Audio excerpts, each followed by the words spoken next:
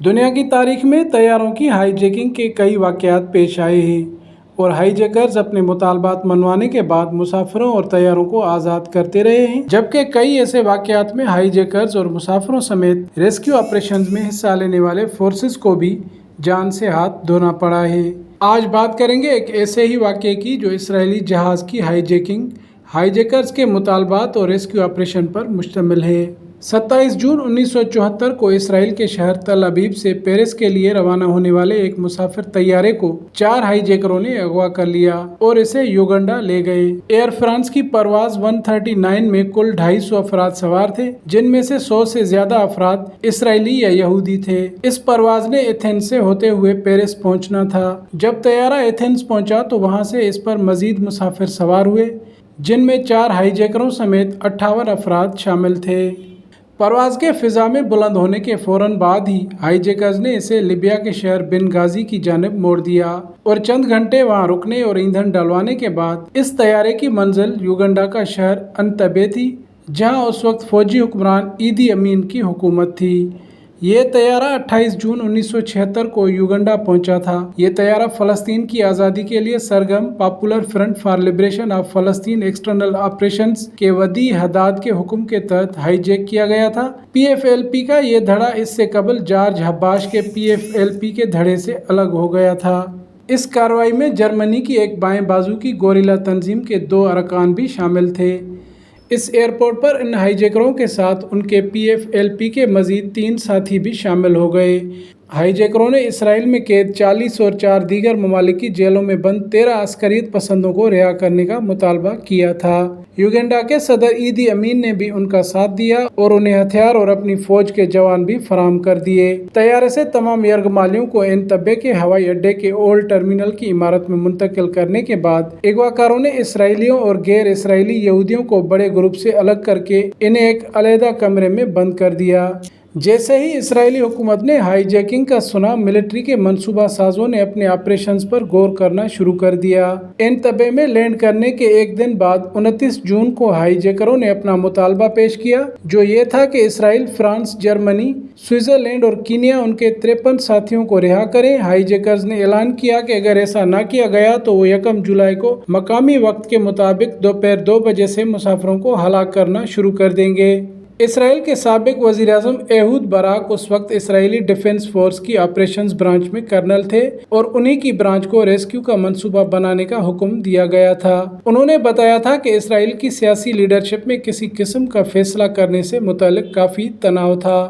ان کے مطابق اسرائیل کے اس وقت کے وزیر اعظم رابن کے کندھوں پر سارا جذباتی اور نفسیاتی دباؤ تھا۔ مغویوں میں بہت سے افراد ان کے قریبی دوست تھے، لیکن وہ عقل مندی اور غیر جذباتی فیصلہ کرنے کی سمت سے بھٹکے نہیں اور انہوں نے ان دنوں میں سبقت حاصل کی۔ ہائی جیکنگ کے 3 روز بعد اس وقت تھوڑی امید پیدا ہوئی جب دھمکی کے اگلے روز 30 جون کو ہائی جیکرز نے 47 غیر اسرائیلی افراد کو رہا کر دیا، جنہیں پیرس لے جایا گیا، اور ادھر اسرائیلی حکام نے موساد کے ایجنٹوں کو فوراً پیرس کے لیے روانہ کیا تاکہ ان مسافروں سے معلومات حاصل کی جا سکیں۔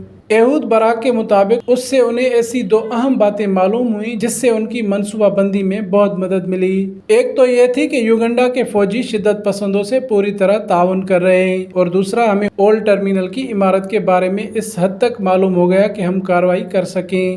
ریسکیو مشن سے متعلق کوئی حتمی فیصلہ نہ ہونے کی وجہ سے جب 1 جولائی کی ڈیڈ لائن کا دن آیا تو اسرائیلی حکومت نے مذاکرات کی حامی بھر لی، جس پر ہائی جیکرز نے مسافروں کو جان سے مارنے کی ڈیڈ لائن میں توسیع کر کے اسے 4 جولائی تک بڑھا دیا اور مزید 101 مسافروں کو رہا کر دیا۔ اب اغواکاروں کی تحویل میں صرف اسرائیلی اور غیر اسرائیلی یہودی اور فرانسیسی ایئر لائن کا عملہ تھا۔ 3 جولائی کو اسرائیل کی کابینہ نے اس مشن کی منظوری دی۔ اس کے چند گھنٹے بعد ریسکیو ٹیم اپنے مشن پر روانہ ہو گئی۔ کسی کو گمان بھی نہیں تھا کہ 2500 میل دور سے اسرائیلی فوج کے 4 طیاروں میں سوار 200 کمانڈو انتبے میں ایئرپورٹ کی طرف روانہ ہو چکے ہیں۔ ان C-130 طیاروں نے مختلف سمتوں میں اڑان بھری تاکہ کسی کو شک بھی نہ ہو، اور انہوں نے بحیرہ احمر کے اوپر 100 فٹ سے کم اونچائی پر پرواز کی تاکہ مصری اور سعودی ریڈاروں سے بچ سکیں۔ منصوبہ یہ تھا کہ اسرائیلی ریسکیو ٹیم انتبے پہنچ کر گاڑیوں میں اولڈ ٹرمینل کی جانب بڑھے گی۔ اسرائیلی ٹیم کی پہلی جھڑپ کنٹرول ٹاور کے پاس یوگنڈا کے 2 فوجیوں سے ہوئی، جنہیں اسرائیلی فوجیوں کے قافلے کو روکنے کی کوشش میں ہلاک کر دیا گیا۔